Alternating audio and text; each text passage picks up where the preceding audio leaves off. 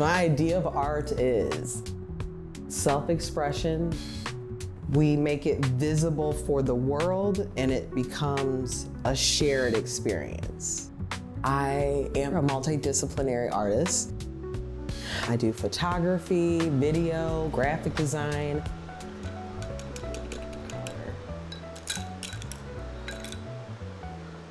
A painter. But it all relates and comes back to art. I was born in St. Louis, Missouri.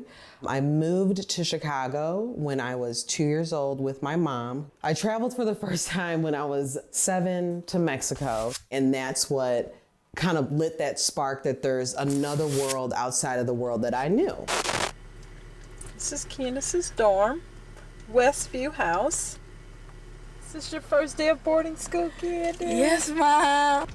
From 5th grade to 8th grade, I went to boarding school. And as I got older, my education was related to just people outside of my culture. So there was kids from all over, Europe, Africa, Asia. That's during the time where I learned Korean because I was always having Korean roommates. So that opened my eyes to like, okay, well, if I'm gonna keep this up, what else is out there? So after I graduated from Chicago Junior School, I went to high school.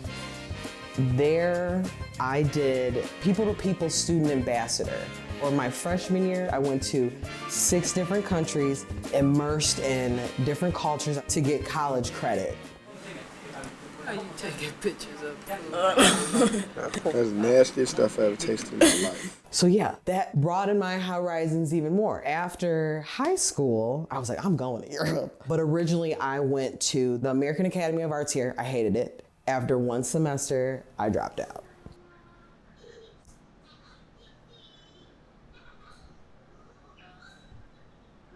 That's what I'm saying. I don't want to have a lifestyle where it's like, I can't just be myself. That's why corporate is very hard for me. Because corporate, you cannot be yourself. You have to be a part of the machine. You have to blend in. You can't stand out. You can't have a voice. You gotta shut up and do what they say. Or guess what? There's a million other people who take your place. You're a cash cow. Oh, it's like my life is so chaotic in a sense, but my heart, I go with where my spirit leads me. So then I went to LA, studying multimedia. So the mixture of art and digital media together. There was a whole new world that I was seeing with that. Took a little bit of break from the whole school thing and I'm like, I kind of want to see if I could do it on my own. Like this whole entrepreneur, being an artist. My best friend at the time was still in school. She had transferred, but somehow that landed her in Austria. I'm like, girl, what you doing out there? Like, you're American, you're going to school, like, how did you get out there type of things? And I was like, you know what, I'm gonna move. I'm gonna figure out how to move to Austria. So at the time was working a catering job for about 4.5 years. I was like, I'm gonna get the hell up out of here. And I saved up some money. I applied, behind all my family's back, I applied for this college. I got accepted. I moved within like 2 months. Like it just hit my family, like, what's going on? You're moving? Like, this is happening all at once. Moved out to Austria. I made the best of my experience.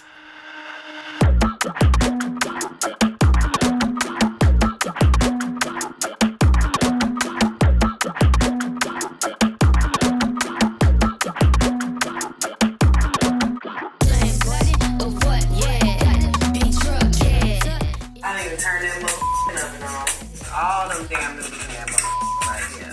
This is for all the girls that want that big booty. Austria is where I originally began Art After Dark.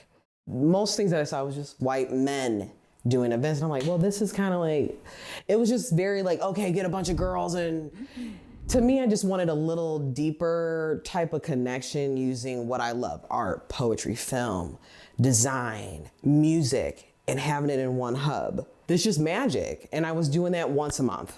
By the 3rd or 4th year, it was starting to pick up. I'm like, okay, people really want to be a part of this. This is crazy. I'm in Austria doing this as a Black lady. I'm meeting with owners. Like, my German is shit.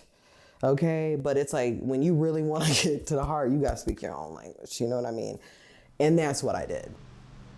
When you're an original icon, I feel, you'll just never die. It's just like Prince. Like, Prince will never go anywhere because there's literally only one Prince. David Bowie, there's only one David Bowie. Yeah, I don't think Prince had to work hard at being Prince. He was just Prince. I don't have to work hard at being me. I'm just doing it. Well, they say, like, if you do what you love, you'll never work a day in your life. And I haven't looked back since.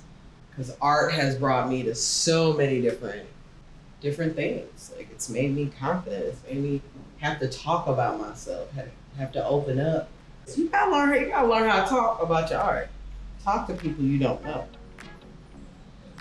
And I've gotten really good at that now. People are like, hey, you can do an event here. You know, I'm making money.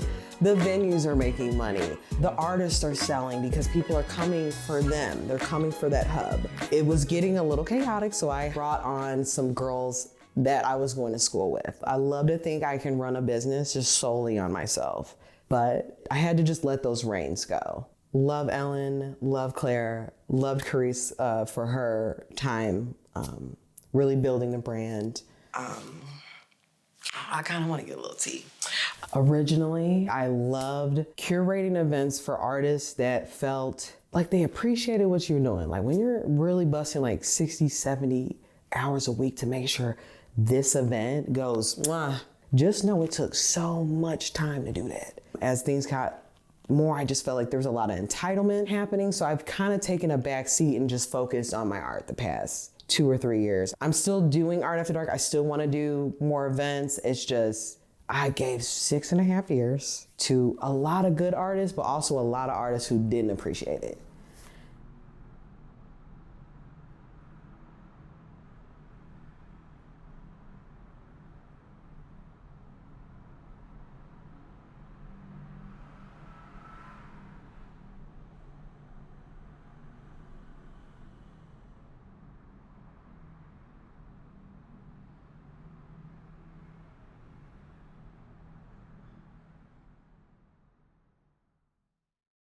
I could absolutely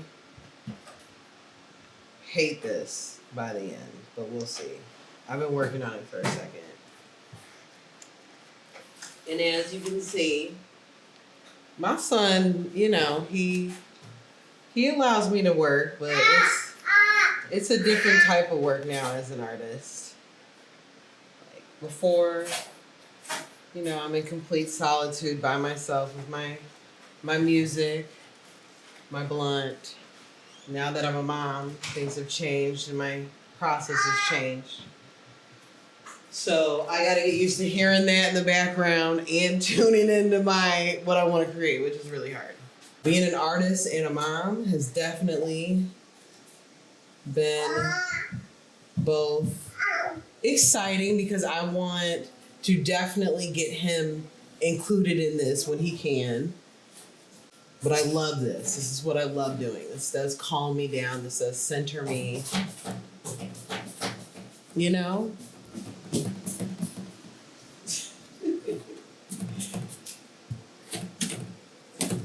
And Luca's just, you know, he's a part of the vibe. Right, Luca Bear?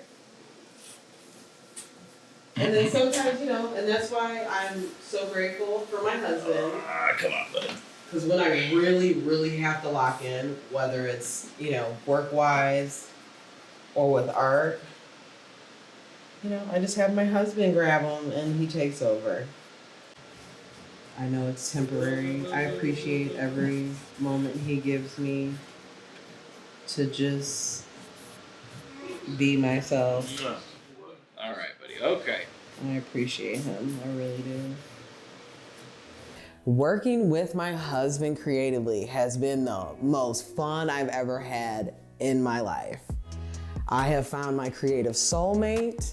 We love working together. When you love working with somebody, you see what you guys are creating as a whole. Creatively, when people were like, oh, you guys are stupid, hating on us for doing our own content, me and Eric had to push through that. We've known that we are confident in who we are. He's an amazing rapper. I'm an amazing just visual artist.